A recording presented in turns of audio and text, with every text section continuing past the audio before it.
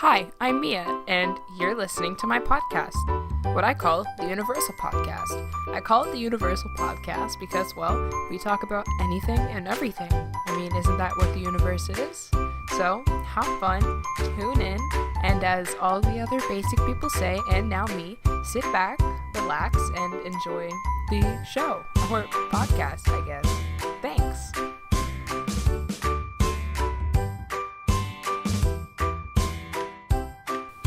Welcome. This is like my podcast. I don't know. I can't tell you. Once again, welcome. Hi. I'm Mia. You probably know that though, because like, who else is going to listen to this other than my pals? Okay, my comrades. Let me tell you. Okay, I have been told to like make a podcast or like a web show or like a YouTube channel or anything in general, and I'm thinking of like doing this, right? Okay, having like a little talk show thing and putting it out like once a week, and then doing something else like some sort of video thing once a week as well, and putting it on like YouTube, which is probably where this will be. And I want to do that because here's the thing, people have told me to do a podcast, and I want to do videos because I like making videos. I really enjoy editing, and I really enjoy just shooting and filmography and just all kinds of stuff like that. Like, it's a lot of fun, and I really love it, and I'm sometimes good at it. Like, it depends. I don't really know. But I don't really know what we'll be talking about, but I do have something in mind. I want to talk about... Okay, today I did this thing that we do in Honors English, and it's called an opening act, okay? And it was me summarizing this podcast called How to Love Criticism by Adam Grant. Now, let me tell you, I do not handle criticism well. I'm super, super sensitive, and I am really bad at controlling my emotions, but I'm really good at keeping them in. So I think that I need to learn how to love criticism, and Adam Grant will teach me the ways. I don't know how I did on my presentation thingy, but I do know that I summarized it very well. Okay, and here, it had some interesting points, like how criticism and negative feedback actually affects the brain and the body. Like, you start getting all tense and your breathing gets weird, and negative feedback actually trips stuff up in your brain. Like, it was interesting to learn about. And he brought people in, obviously, because it was like a TED Talk, and they have the resources to be able to do that. But he was talking to these people, and they were saying their experiences, and these are all really, like, kind of just bad things happening to these people, and it was really interesting. Like, one dude went to this meeting with, like, 200 other managers in his financial company, and he was, like, they were saying, like, the worst managers at the company, and this guy, like, Kieran, was number one. And I cannot imagine that at all. And then, there was this other woman, Eileen, and she was talking about how she has an extremely critical younger sister, but she learned to understand that her sister was only being extremely critical because she cared, and she just wanted to see her do better. So I basically concluded my summarization by saying criticism is all about perspective. And if you see it as negative, your body and your mind will react to it as negative. So I'm just going to try in my life and see criticism and negative feedback as a more, like, not negative thing. Like, try and make it a positive. Turn a negative into a positive. That's just, I'm going to make that my mantra for a while. And it probably, let's be realistic here, it'll probably only last a couple of weeks. Maybe even a couple days. I don't really know. Anyway, on to the next thing. So, it's Coachella weekend, right? April 12th to, like, the 14th. Since I was, like, 9, or something like that, I would watch the Coachella live stream on YouTube, because I want to go. I always I always wanted to go, and I always thought it was so cool. And they usually had like my favorite artists and stuff, and I was always like, oh yeah, like Coachella out in the valley, like in the middle of the desert, and all the cool music and the cool people, and the clothes are cool, and everything happening is cool, and oh my god, festival food is probably so good, like all this stuff. And I think that I'm realizing that Coachella just isn't that cool anymore. You know? Like, it still seems cool, but I don't think it's as cool, because I think when I was younger, I had this more like, um, I don't know, like fascination because I couldn't do it, but like, I'm nearing the time where in a couple years I could go, and I don't know, now I just feel like it'd be a waste of money because it's a lot of money, and this is going somewhere, I promise, but like it's just with age, this is my point, bear with me. I think that with age things start to change, and our minds kind of start to change, and what we think is so cool just kind of like, it alters. Like when you're like 9, you think that Minecraft, or for my generation, it was like, oh my god, Minecraft is so cool. Like Razor scooters. I don't know. That was me. I liked video games and Legos and Nerf guns and reading. I don't know. I guess I was a weird kid. In elementary school, quite honestly, like I had friends, but I was a bad kid, like I was always on the bad kid bench during lunch and snack break because, like I would talk a lot and I never shut up. Hence why I'm talking right now, It's just everything comes full circle. Like now I get praised for being talkative, but then again, I'm not as talkative as I was then. And I'm not as like back talkish. But don't get me wrong, I'm still gonna stand up for myself, and I find myself doing that. And just a couple weeks ago I got in trouble. I was in Spanish class and I was standing up for myself because she graded me down on a test, and I was like, wait, the answer's right and it's the same as what's on the board, why'd I get marked down? And she was like, oh, your A, this is legit, she said, your A didn't look like the rest of the A's on your test, so it was illegible for me. And I was like, what? She's like, I couldn't read your writing. And I was like, my handwriting looks exactly like the handwriting on the board. And we kind of got into like a argument, and then I got in trouble. She like called my parents, and my parents were like, this is unacceptable. And I was like, I'm sorry. I learned from it though.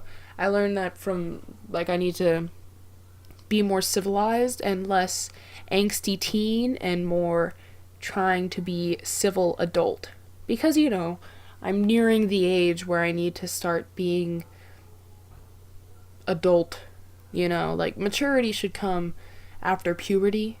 When does puberty end, actually? I don't know. Maybe it should come like after peak puberty, so like, I don't know, freshman year, 8th grade. Maybe that's when we should start maturing, like stop making your mom jokes and stuff. I still make your mom jokes, I'm not gonna lie.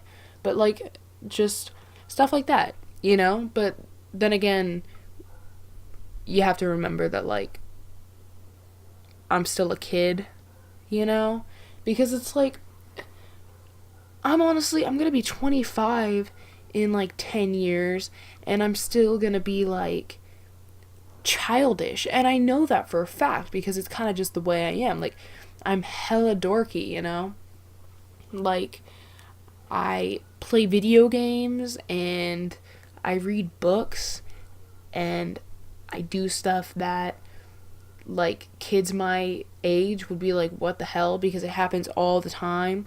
Like I've been told by like adults that I have an old soul and that I'm really smart for my age. I don't necessarily agree to the whole smart for my age thing. I mean, I know I'm smart, but like there are kids my age much smarter than me. But then again, it's book smart, which I'm also book smart. I'm just not very common sense smart.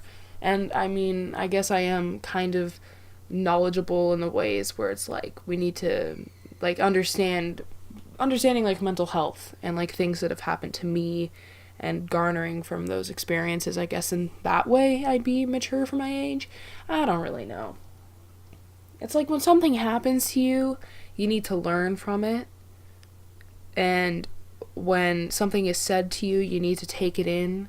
Like, that's usually my thing. Like, I don't know. I don't really know where I'm going with this. What was I even talking about? I don't even remember. Might as well go to a new topic, like a final topic. What's something really good to talk about? Ooh, I know. Okay. Avengers Endgame is coming out, right? It's coming out April 26th. Let me check this cuz I don't want to be wrong. That's my thing here. When does Avengers Endgame come out? Yeah, there we go. It comes out April 26th. Okay, so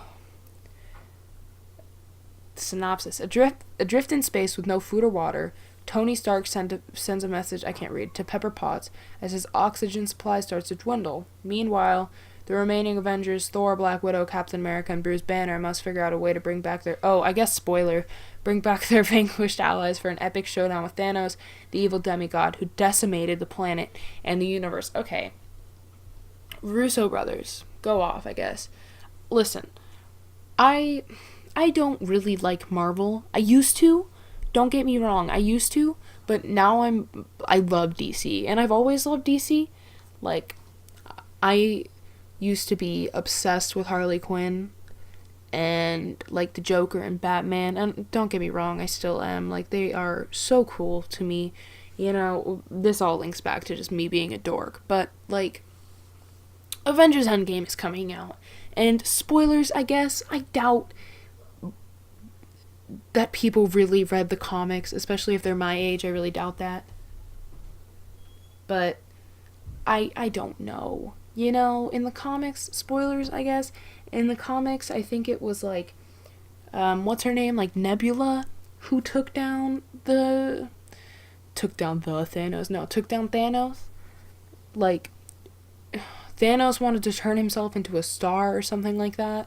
I could be completely wrong, so please don't call me out.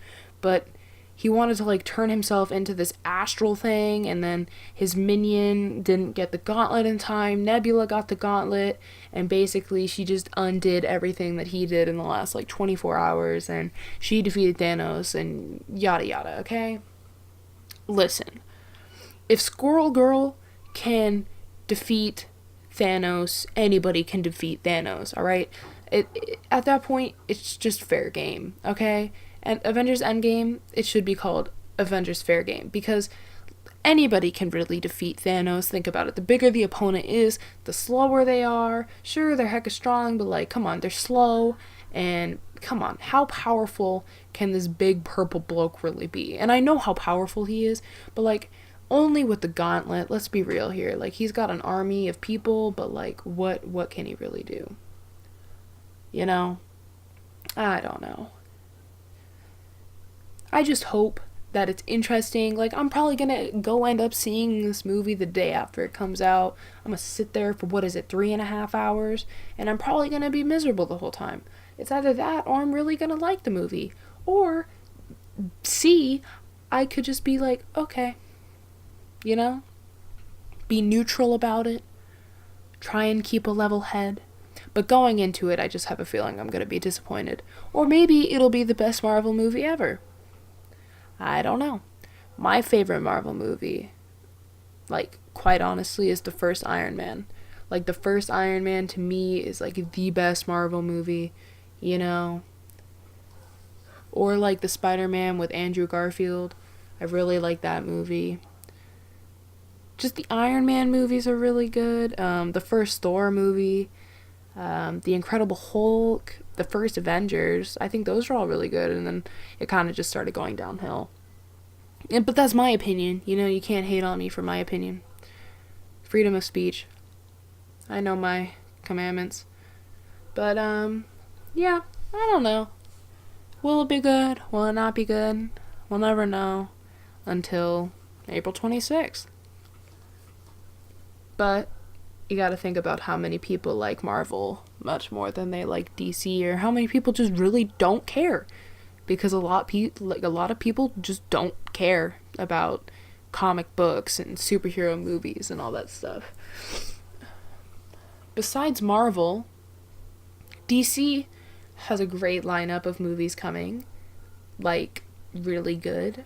The Joker, and then the Suicide Squad, the Batman, Aquaman 2, Birds of Prey, all kinds of stuff. What else do we got in the works? I don't really know. Let me tell you, I have a feeling that the coming years are going to be really good for film and television. The past couple years, they've been good. The years before that, it was rough. Like, there was definitely a rough patch where nothing good was coming out, or nothing of interest, maybe just for me, but I kind of think that as a whole, nobody that I was really friends with, or nobody in my family, was super excited for anything coming out in theaters. A few years back, at least. I mean, nothing really, I don't know. It's really iffy. It's very off and on. Hollywood is really weird, and it's complicated, and it's just, I don't know. Well, what else? I don't really know. What's going on in the world? No, I'm not getting into that. We're not talking politics. If I'm doing a podcast, like a regular podcast, and this is my first episode, I can't talk about politics. Not yet. Also, this is really ironic. I've been kind of wanting to do a podcast / like web series type thing for a while now, and now all of a sudden Emma Chamberlain announced hers a few days ago, and her first episode of her podcast came out yesterday. Why Do Onions Make Us Cry? I listened to it. It was really good. I'm not gonna lie, it was funny. But now I have some podcast competition. People are going to want to listen to Emma Chamby's more than they're going to want to listen to mine. Who's going to listen to mine?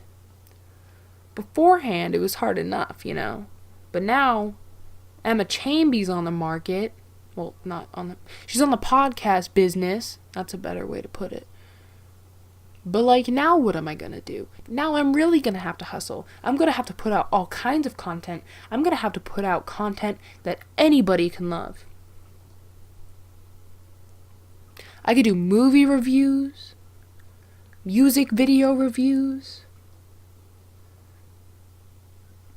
meme review. Meme review. You know, I don't know. I can't do a meme review. That's PewDiePie's thing. I can do, like, video reactions. I don't know. I just need to garner that. Okay. I'm calling it. I make jokes all the time, okay? I make jokes with my friends. I say, like, I want to be the next Emma Chamberlain, you know? Like Emma Chamberlain before she moved to LA type of thing. Is it possible? Yes, anything is possible. But now? Oh, no. I'm going to need to make my own brand. I want to be the universal person. I'm going to call this the Universal Podcast. And the reason why I'm going to call it the Universal Podcast is because I'm going to talk about anything and everything that is appropriate, because you never know, my family could listen to this, or younger people, okay? We got to keep it PG. PG-13 at the most. I can see it right now. It's hecking beautiful. And that's all I have to talk about today. So, if you made it this far, thank you for listening. Tune in if there is a next week. Once again, thank you, and I'll catch you on the flip side.